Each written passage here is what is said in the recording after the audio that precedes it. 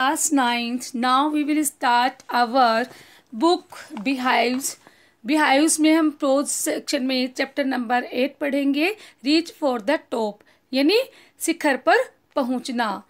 Top में सबसे ऊंचाई पे शिखर पर पहुंचना. इसमें हम पार्ट नंबर 1 पढ़ेंगे संतोष यादव. अब संतोष यादव एक ऐसी महिला थी जिसने माउंट एवरेस्ट पे चढ़ाई की थी और उन्होंने 2 बार माउंट एवरेस्ट पर चढ़ाई करके वह 2 बार जीत चुकी थी. और वह एक ऐसी महिला थी जिसने माउंट एवरेस्ट पर चढ़कर उपलब्धि को प्राप्त किया और हमारी भारतीय सरकार के द्वारा उन्हें इसके लिए पद्मश्री की उपाधि से भी सम्मानित किया गया. तो now we start our chapter. Part 1. Santosh Yadav. The only woman in the world who has scaled Mount Everest twice was born in society where the birth of a son was regarded as a blessing. यानी संतोष यादव संसार की world की केवल मात्र एक ऐसी महिला थी जिसने कि माउंट एवरेस्ट को वह 2 बार जीत चुकी थी. स्केल्ड मीन्स क्लाइंब करना. और बोर्न इन सोसाइटी और उसका जन्म एक ऐसे समाज में हुआ था जहाँ पर कि एक सन यानी पुत्र के जन्म को क्या समझा जाता था? ब्लेसिंग्स मीन्स एक वरदान समझा जाता था. And a daughter though not considered a curse was not generally welcome. और यद्यपि वहीं पर लड़की को एक कर्स के रूप में यानी एक श्राप के रूप में नहीं समझा जाता था और फिर वॉज नॉट जनरली वेलकम और उसका बहुत ज़्यादा वेलकम यानी स्वागत भी नहीं किया जाता था, बहुत ज़्यादा सम्मान भी नहीं दिया जाता था. When her mother was expecting Santosh, traveling holy man giving her his blessings assumed that she wanted a son. जब उसकी माँ के द्वारा जब संतोष को चाहने की एक्सपेक्टेशन की गई, आशा की गई, तो तभी एक ट्रेवलिंग होली मैन वहीं पर एक ट्रेवल करता हुआ एक होली मैन साधु सन्यासी व्यक्ति था. गिविंग हर ब्लेसिंग्स जिसने अपनी ब्लेसिंग्स दी, आशीर्वाद दिए. और एस्यूम्ड और उससे एस्यूम्ड किया और यह मानना मीन्स एस्यूम करना, यह मानना दैट सी वॉन्टेड अ सन कि वह एक पुत्र की इच्छा, उसे एक पुत्र प्राप्ति की चाहत थी. But to everyone surprise the unborn child's grandmother who was standing close by told him that they didn't want a son. लेकिन तभी वहाँ पास में खड़ी उनकी ग्रैंड माँ यानी दादी माँ जो थी, वह जिस बच्चे ने अभी जन्म ही नहीं लिया था, वह ये चाहती थी कि नहीं, उन्होंने कहा कि नहीं, वह एक पुत्र को प्राप्त करना नहीं चाहती थी. The holy man was also surprised. Nevertheless, he gave requested blessings. Was also surprised. Nevertheless, he gave the requested blessings, and as destiny would have it. तभी वह होली मैन जो साधु सन्यासी व्यक्ति था, उसने वह बहुत अधिक सरप्राइज हो गया, बहुत ही आश्चर्य में पड़ गया. लेकिन फिर भी ही गेव रिक्वेस्टेड ब्लेसिंग्स. लेकिन उनके द्वारा जो रिक्वेस्टेड की गई थी, जो प्रार्थनाएं की गई थी, उनकी ब्लेसिंग्स को यानी उन्होंने आशीर्वाद दिया. एंड एज डेस्टिनी और उनके जैसा कि उनका भाग्य था, वुड हैव इट उन्हें वही प्राप्त होगा, ऐसी उन्होंने ब्लेसिंग्स दी. The blessings seem to work और वो ब्लेसिंग्स जो कि उस सन्यासी के द्वारा दी गई थी वो काम करने लगी. Santosh was born the six child in a family. अब संतोष का जन्म जो था एक 6 नंबर के मेंबर के रूप में, बच्चे के रूप में उनके परिवार में जन्म हुआ था. विद 5 सन्स और उससे पहले उसके 5 ब्रदर्स थे और ए सिस्टर और केवल मात्र उनकी यह एक सिस्टर थी जिसका नाम संतोष था. 5 brothers. She was born in small village of Joniyawas of Rewari district in Haryana. अब वह जिस विलेज में, जिस छोटे से विलेज में जिसका जन्म हुआ था, वह हरियाणा डिस्ट्रिक्ट के जोनियावास रेवाड़ी स्थान पे उसका जन्म हुआ था. The girl was given the name Santosh, which means contentment, but Santosh was not always content with her place in a traditional way of life.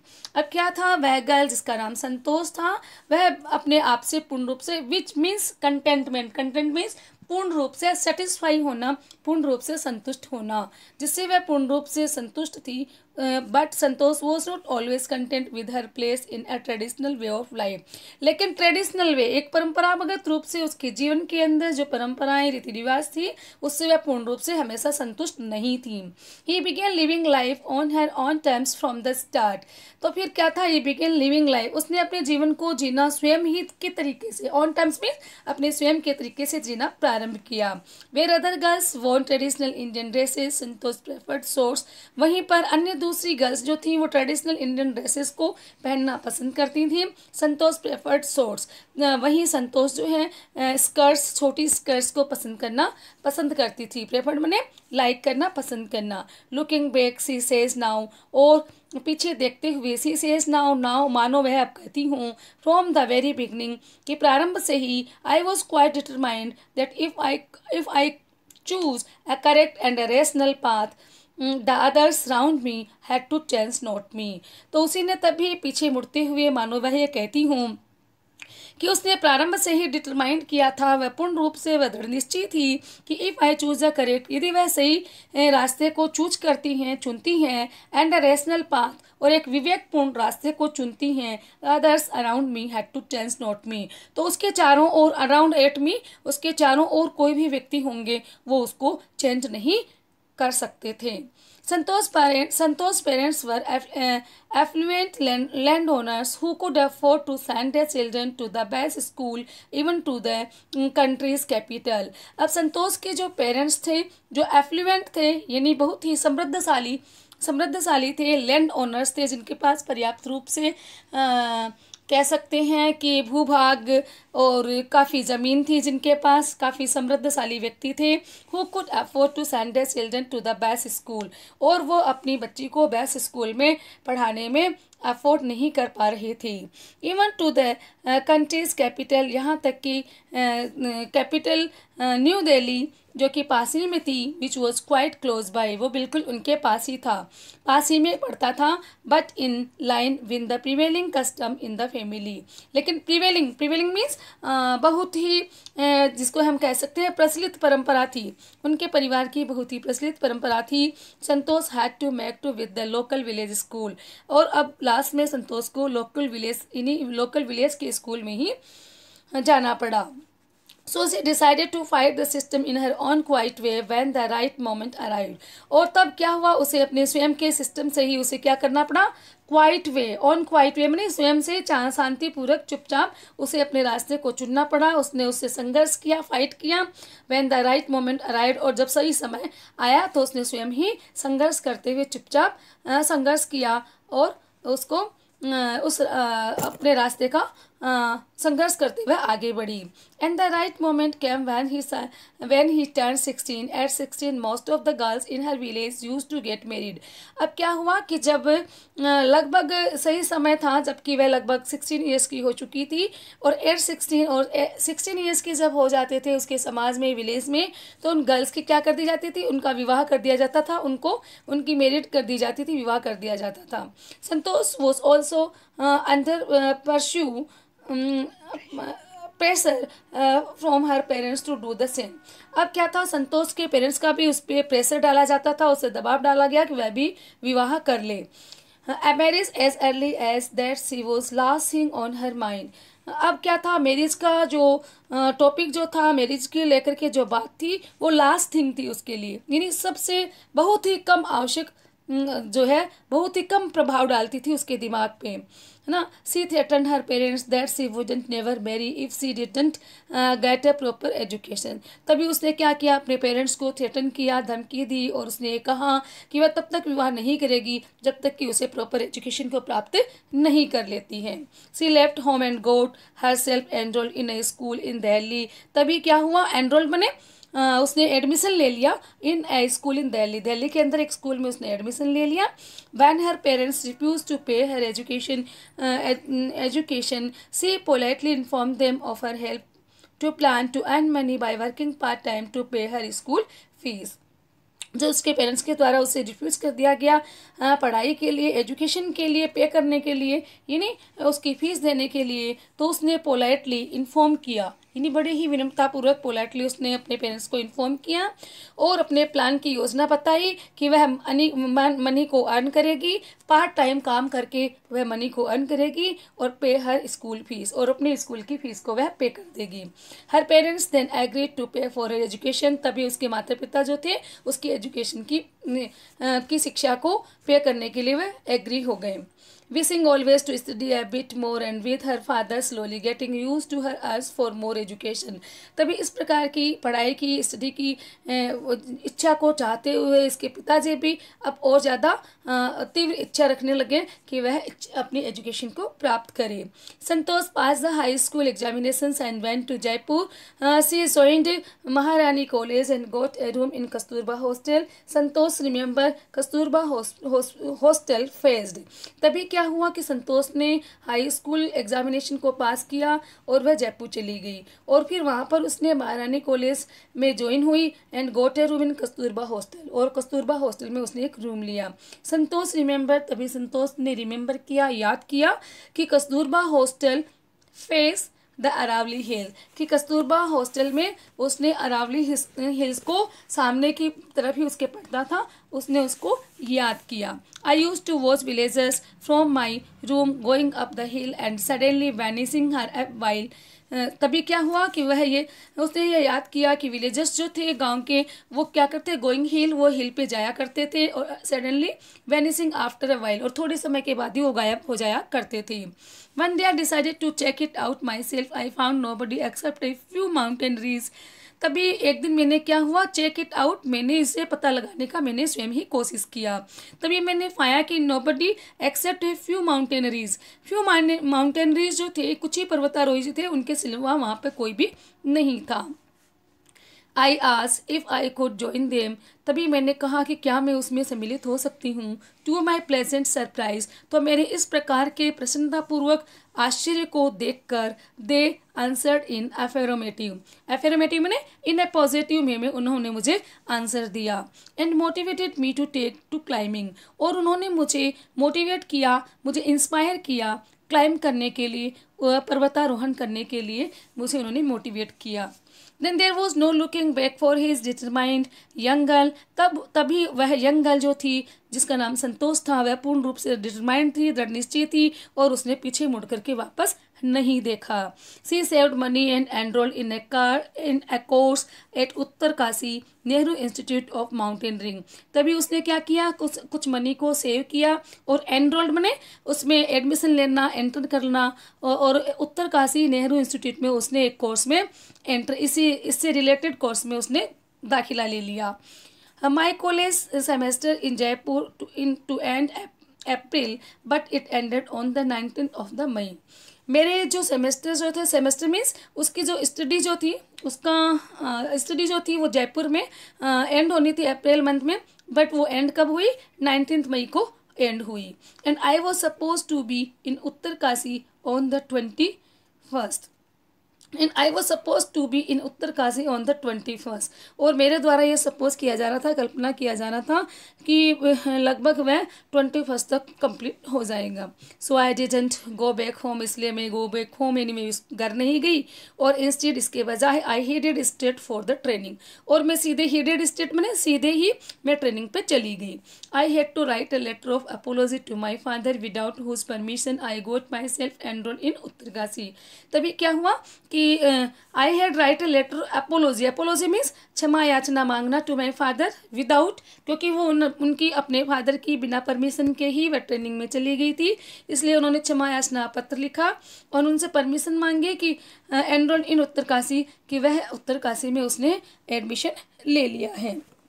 Therefore Santosh went on a expedition every year, और तभी से संतोष ने उस प्रत्येक वर्ष उस अभियान में वह जाने लगी। हर क्लाइंबिंग स्किल मैच्योर्ड रैपिडली, उसके क्लाइंबिंग स्किल की वो कला कौशल दक्षता थी उसमें वह पूर्ण रूप से और अधिक अच्छी होने लगी और वो दक्षता हासिल कर ली। Also she developed a remarkable resistance to cold and altitude, और यहाँ तक कि डेवलप्ड ए रिमार्केबल मानी एक बहुत ही सहन करने की क्षमता, रेजिस्टेंस यानी सहन करने की बहुत ही क्षमता जो थी, जो कि बहुत ही अधिक उल्लेखनीय थी। रिमार्केबल माने उल्लेखनीय, वर्णन करने योग्य थी। Cold and the altitude, cold माने इतनी अधिक ठंड में, और एल्टीट्यूड माने समुद्र तल से ऊंचाई के स्थान होने पर भी उसने क्या किया, उस क्षमता, उसको सहन करने की क्षमता जो थी उसने अपने आप में दिखाई। Equipped with an iron will, physical endurance and an amazing mental toughness, she proved herself repeatedly ना। तभी क्या हुआ, equipment with an iron will यानी बहुत ही अपनी शक्तिशाली वो क्षमता, फिजिकल एंड्योरेंस और वो शारीरिक सहन शक्ति, एंड एन अमेजिंग मेंटल और मानसिक दृढ़ता जो थी उसने दिखाई। सी प्रूव्ड हरसेल्फ, उसने अपने आप को बड़ी तेजी के साथ सिद्ध कर दिया। The culmination of her hard work and sincerity came in 1992, उसकी इस प्रकार की कल्मिनेशन माने चरण बिंदु, इस प्रकार के हार्ड वर्क का वह चरण बिंदु जो था वह हमारे सामने 1992 को देखने में मिलता है। Just 4 years after she had shyly asked the Aravali mountaineers if she could join them, तभी क्या हुआ कि 4 years आफ्टर, लगभग 4 ही वर्ष के बाद में, सी हैड साइली आस्क्ड, उसने बहुत ही शर्मिंदता के साथ अरावली माउंटेनियर्स से कहा कि क्या वह उसमें अब ज्वाइन हो सकती थी। At barely 20 years of age, Santosh Yadav scale Mount Everest, तभी क्या हुआ कि 20 years की एज में ही संतोष यादव ने माउंट एवरेस्ट पे चढ़ाई की, और बिकमिंग द यंगेस्ट वुमेन, और सबसे कम उम्र की वह महिला थी उस वर्ल्ड के अंदर, टू अचीव द फीट, जिसमें कि उसने उपलब्धि को प्राप्त किया। अचीव द फीट मैंने उपलब्धि प्राप्त की। If her climbing skill, physical fitness and mental strength impress her seniors, और उसके द्वारा जो इस प्रकार की क्लाइंबिंग स्किल यानी वो दक्षता, फिजिकल फिटनेस, वो शारीरिक उसके अंदर जो दृढ़ता दिखाई दे रही थी, एंड मेंटल स्ट्रेंथ और मानसिक दृढ़ता, इम्प्रेस हर सीनियर्स, उसके सीनियर्स ने उसको प्रभावित कर लिया। Her concern for the others and desire to work together with them found a special place in the heart of fellow climbers। अब क्या था उसके अंदर, वो जिस प्रकार के कार्य करने की जो डिजायर थी, जो इच्छाएं थी, जो कि साथ में काम करने की थी, फाउंड हर स्पेशल प्लेस, उसने अपना एक अलग स्थान बना लिया। फेलो क्लाइंबर्स, जो कि साथ में वाले पर्वतारोही थे, उनके साथ उसने एक विशेष स्थान बना लिया। During the 1992 Everest mission, Santosh Yadav provided special care to climber who lay dying at South Col. South Col के अंदर तभी 1992 में एवरेस्ट मिशन पर जब चढ़ाई वह कर रही थी, तो क्या हुआ, Santosh Yadav provided special care, Santosh Yadav ने एक विशेष ही प्रकार की केयर, देखभाल की एक ऐसे पर्वतारोही की, क्लाइंबर्स की, हु ले डाइंग एट, जो कि लगभग मरणासन की स्थिति में ही था। She was unfortunately unsuccessful in saving him, और दुर्भाग्यवश वह उसको बचाने में असफल रही। However, she managed to save another climber, यद्यपि उसने मैनेज की, उसने व्यवस्था की, another climber इन दूसरा जो पर्वतारोही था उसको, जिसका नाम था मोहन सिंह, उसको उसने पूर्ण रूप से बचाने की कोशिश की।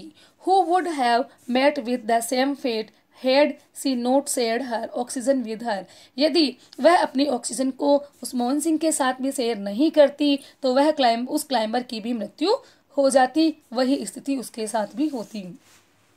Within 12 months, Santosh found herself member of an Indo-Nepalese women expeditions that invited her to join them।